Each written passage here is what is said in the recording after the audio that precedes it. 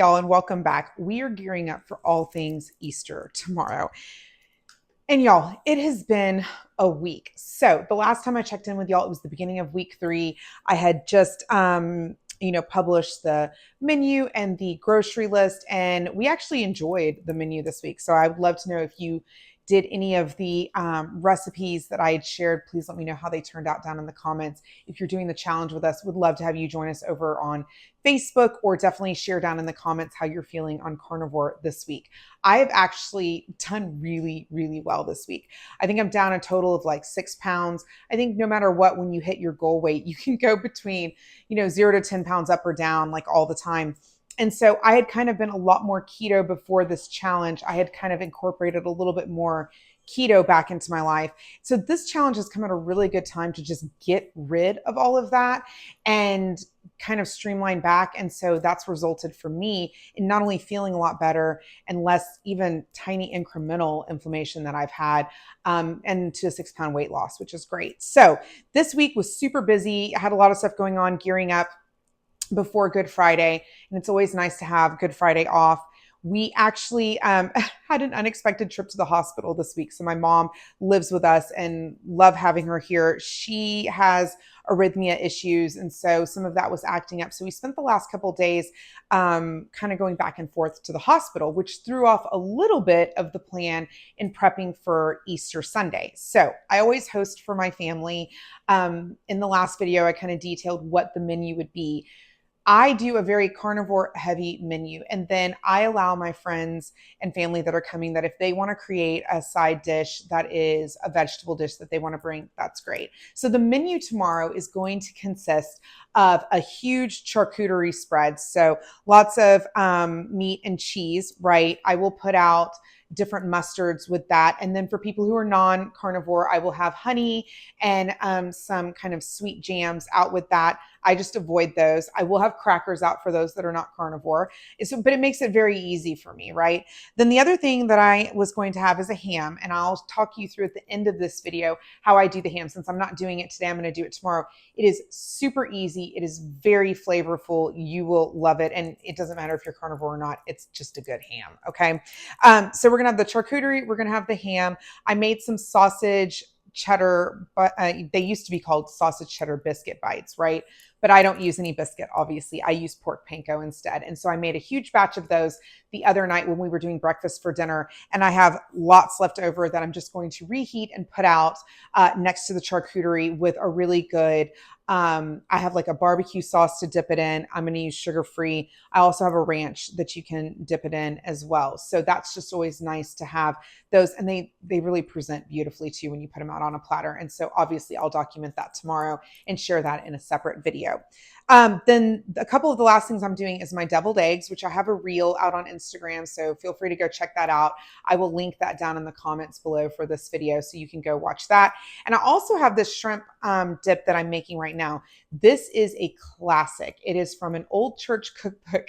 If you are Southern, you know that no matter what church you go to, they used to always put out a cookbook from all the ladies who made their dish, right? And those cookbooks were collective of whatever their individual dish was. So it meant that everybody was sharing the best of the best. It was really like an all-star cookbook, which is great. So this one comes from one of those treasured cookbooks.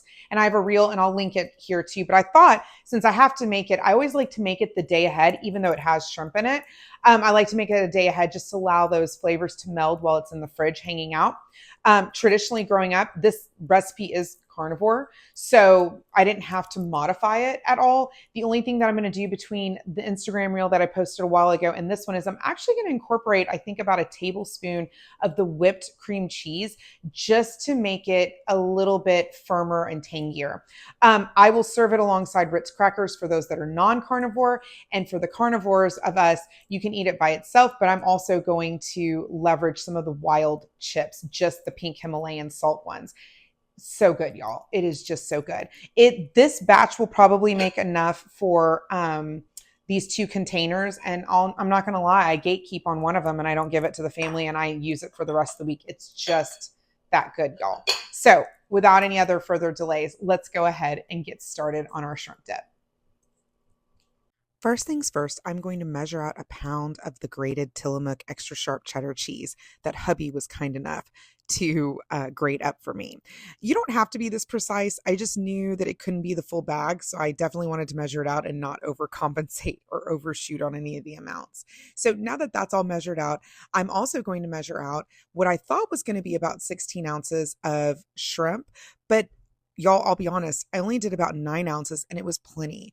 Typically, I get the peeled, deveined, medium-sized shrimp, but hubby went to the grocery store for me and he was so brilliant. He just got shrimp cocktail. So I used maybe about half of that and the other half I'm going to serve tomorrow. Then it calls for 2 cans of the baby shrimp and you need a full kind of not just grated, not just minced, but almost like pulverized onion. So I'm always going to get out my mini food processor for this. It is a fantastic kitchen tool. I love it. I've had this one for like 10 years, y'all. It doesn't ever seem to go anywhere. It's fantastic. You're going to notice that as I'm blending these up, I'm going to start knocking on the side there. And I do that because I want to get it all back in down at the bottom because I don't want to coarse chop on these. I want them almost liquefied. And you'll see that because they kind of get very soupy as I pour them out into the shredded cheddar cheese. So a spatula is going to be your best friend during this whole process. This is a rubber spatula. It's more of a stiff one so that it can actually break down and incorporate things better. I'm going to dash in some Worcestershire sauce and I'm also going to put in some garlic powder because y'all know that I love my onion and my garlic powder. So I'm going to incorporate all of this right now and just get that onion kind of mixed throughout evenly. And then I thought, you know what? I'm going to go in with a little bit more onion powder to the flavor of that because I love garlic and I love onion. You need to season every layer. So I'm definitely going to put in some salt. And then I dump those 2 cans of drained very well baby shrimp in here. And then you're just going to start incorporating this. I did have to take a quick break. I had not eaten all day. And so I definitely wanted some of that protein smoothie I had made. So you'll notice that as I'm incorporating that through, I'm kind of almost using like a chopping motion as I go into it. I'm going to put in the Duke's mayonnaise. I don't believe that there's any other type of mayonnaise in this world that matters. I will die on that hill. So you'll notice that as I'm scooping it around and I'm kind of chopping through it, I want those baby shrimp to break up a little bit. This is the difference between my Instagram reel and this recipe is that I actually put in about a 1/4 cup of the whipped cream cheese. And y'all, it ended up being a wonderful addition. So I'm going to taste it. Obviously, going to put that spoon away and not use it again. And the flavors are starting to meld. It's very good. And then the next thing that I'm going to do is clean up as I go. I don't know if you're one of those people, but I really like to have a clean kitchen at the end of cooking. So I'm going to take those cocktail shrimp. I'm just going to take the tails off of them. And then I'm going to go through and I'm going to chop them up. I have to be honest with y'all. This was the most time-consuming portion of the entire part of the recipe. So I'm going to zip through it for you so that you don't have to see it. But start to finish, y'all, this was only 14 minutes. And I cut it down into 4 minutes here for y'all. I'm going to incorporate some paprika, not smoked, regular paprika in here. And it is good. It is coming together. I'm going to taste it again. And this is so important, y'all, to make sure that your flavor profile is right. If you need more seasonings, if you need to adjust, this is the time to do it. I'm going to scoop it up into those 2 different Snapware containers. You don't want to fill it too full because you want it to not hit up against the lid. And that's your first container done. And then the second one, it'll fill up pretty much the same amount. I didn't plan it this way, but it worked out really well. It was serendipitous to say the least. And so I'm going to go ahead and finish scooping it all up in there. I'm going to put the lid on this one. And this is going to go into the fridge overnight, y'all, so that those flavors really meld together and develop. This is a quick and delicious dip for your Easter brunch. Okay. As promised, back from church, just got out the Instant Pot. I am going to be... The dog just came in. She is ready to eat. So before I even change from my church clothes, I'm going to go ahead and put on the eggs. And I can do this really quickly. So I'm going to leave this rack in my Instant Pot and I'm going to go grab the eggs. Okay, got the eggs. We are going to put as many as we possibly can in here. I can usually fit about 18, so we'll see. But everybody absolutely loves deviled eggs. So in our family, it is absolutely worth it to have as many as possible so that everybody remains happy. So I had a whole nother 18 here. And these are technically past their expiration date. So I'm going to put them in a cup of water and make sure that they're sinking to the bottom, and they are. So when they sink to the bottom, that means that they are still good. But I always double check it if I have some. So that's what I'm saying. Like, definitely don't discard any with the false notion that they are not good. So that was 6. And I think I had another like 6 or 7. Let's see. 1, 2, 3, 4, 5, 6, 7, 8, 9, 10, 11, 12, 13, 14, 15, 16. I have 16 in there. So that's great. So what we're going to do is we are going to take, let me grab a measuring cup real quick. I like to put about a cup or so of water in there.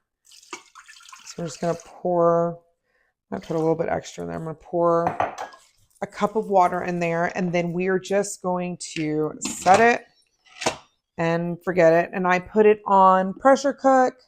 It's on high, and the keep warm is on. So we're going to do this. It'll actually cook only for 6 minutes. However, we know that the pressure cooker itself takes some time to get up to pressure.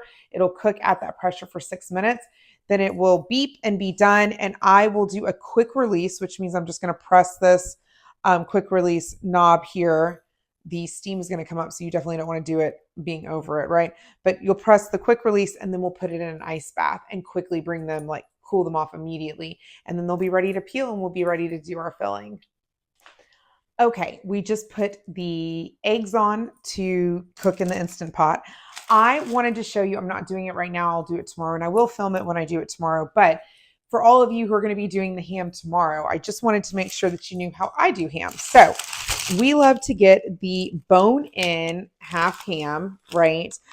This one is from H-E-B. It is spiral sliced. It comes with this fancy dry glaze mix, or you can make it a hot glaze. I throw it away. I don't use it. I don't use it at all. What I do is I take out the ham. I make sure that the larger, flatter side is usually going to be what I have down to start with. And so what you want is where all of the spiral slices are on each of these sides, okay? I'm going to go in with either Dijon, and if you don't have Dijon, regular yellow mustard will do. I go in with a thick coat of this on it. I know it sounds weird. Trust the process. So where it is spiral sliced, I will kind of pat in and coat around a thin layer, a good size layer of mustard. And then I will take this Truvia brown sugar. Okay, so this is 0 sugar, no artificial sweeteners. It has the stevia and erythritol. You can use it equal parts like normal and baking. But what I love is to take this and to put it and pack it on top of that mustard. And then I go in, and you may not like this, but I will tell you, I love the clove taste on top of the ham. So I go in with pretty hefty sprinkles all the way around on top of that. So you go mustard, brown sugar packed on, not thick, just, a little bit. And then the heavy on the clove is what I love. Obviously you can adjust to your taste if you're not a clove lover. The secret in this, y'all, is that once you do that, of course, it would be in your baking dish, right? And typically I'm going to put it in my deep dish Pyrex here. I'm going to go ahead and put it here. I might actually turn it this side because it would be easier. I'm going to set it up, put my stuff on it, do all the things. And then at the very end, before I go to cover it, to bake it at like 200 for like an hour or two, just to warm it through. It's already cooked, so you don't need to do much with it. I'm going to pour a Dr. Pepper Zero or a Diet Dr. Pepper, something like that. But it's diet. I don't use the real thing. I used to use the real thing. But it's very, very important that it is Dr. Pepper. Mr. Pibb would work, but Dr. Pepper or Mr. Pibb Zero, okay? And you pour that over it, and then you put it in the oven to bake. A lot of people will come at me because obviously I'm pouring Dr. Pepper Zero over it. I'm using a little bit of this Truvia brown sugar that's sugar-free. But I'm just telling y'all, I stay carnivore on it, my version of carnivore, right? It doesn't impact weight gain, weight loss, anything. It's fine. I'm totally fine eating it. It doesn't raise my blood sugar or anything of that nature. And it ends up making just a very moist and delicious ham that will be amazing for leftovers that we will use a couple different ways this week. So anyways, that is how you do your ham, or that is how I do my ham for Easter.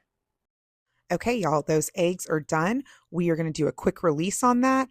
I have an ice bath ready for them, and I'm going to use tongs because it is hot, y'all. See that steam? And we are just going to plunk these down into the ice bath. And then all we're going to do is we are going to tap them on the bottom, roll them out, and y'all, really and truly, the Instant Pot has given me the easiest eggs ever to shell. They are fantastic for hard-boiled eggs. So I do this method all the time. I feel like it's less messy as well, and I just don't have to deal with watching things boil on the stove. We're going to do the same thing that we did for the shrimp dip. We are going to just absolutely pulverize these onions. So I'm going to take one full onion and I'm going to get it absolutely pulverized, tap the side like we did before. And then you know how to do it. You're going to split those eggs in half, put them in all your dishes, put the yolks into a bowl so that you can create that really delicious deviled egg filling. And that's all there is to it. I use a masher, a potato masher for this, just to get it going. I used a fork to finish it off and make sure it was really finely shredded. Put all of that onion in. This is such a good base for your deviled eggs, y'all. And I'm going to mix that into the yolk just to try to get it evenly distributed. Obviously, season every layer with salt, going in with some Dijon mustard. So good, y'all. And then we're going to go in there with the mayonnaise as well. And so I had, less than a third of the Duke's left. So I used all of this, and I actually used a little bit more from another container, but I spared you that in the video. I did not have any sugar-free Mount Olive's pickle relish. So I had to make it from the sugar-free pickle slices. So use the same little mini processor here, put that in there. Y'all, flavor test as you go. So take a spoon, take a test of it, and make sure that it is good. This is my hack for how I pipe in my deviled eggs. So I'm going to take a gallon freezer Ziploc bag. I'm going to put my hand in there, that's clean, and down in that point, and keep that down in there. And then that is a 32-ounce Arctic tumbler. And this is the magic, y'all. It goes in and it's almost like piping icing onto a cake, right? So it's super easy to put it all in there. And then you have an easy container to keep it in the fridge so that can firm up and all those flavors can meld together, and pop it in the fridge. Okay, y'all. So that is the end of prep for me before Easter. I will clean off all my countertops. We will put out a massive charcuterie. We will pull, this is going to go into the fridge. We will pull these out. We will cut the tip off that piping bag, and we will pipe it in there. We will top these off with some paprika. I will heat up the carnivore cheese balls, the sausage cheese balls, in the oven on low, like 200. And we'll put the ham in the morning too for a couple hours at 200. And and of course we'll go through that whole process that I showed you earlier. But that is really not a bad prep before the night before having Easter at the house. And it's such a good quick menu from that perspective, and the fact that you just don't have to do a ton of stuff. You can really spend time being present with your family because all of this stuff was essentially make ahead, which is great. So I hope that tomorrow you have a wonderful Easter celebration with your family and with your friends. I should have those menus and grocery lists posted tomorrow. So if you're part of the Facebook group, you'll see those, especially by tomorrow. And yeah, we're going to finish out this challenge strong, y'all.